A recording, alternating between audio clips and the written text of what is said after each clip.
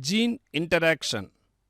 Mendelian experiments prove that a single gene controls one character, but in the post-Mendelian findings, various exceptions have been noticed in which different types of interactions are possible between the genes.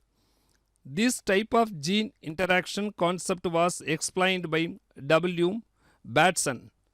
The gene interactions can be classified as intragenic gene interaction or intra-allelic or allelic interaction, intergenic gene interactions or interallelic or non-allelic interactions. Intragenic gene interactions.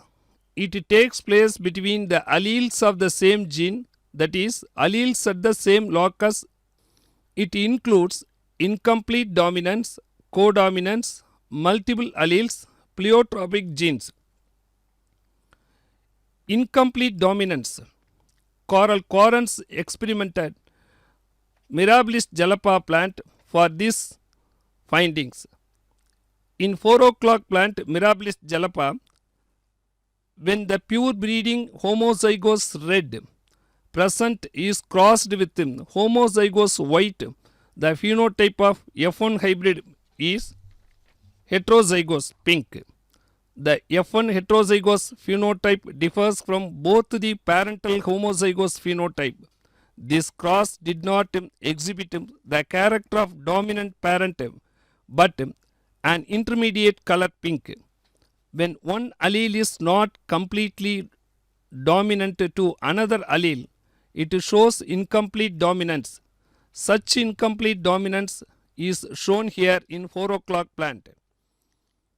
In this interaction, the phenotypic and genotypic ratios were found to be identical as 1:2:1, 1 red, 2 pink, 1 white.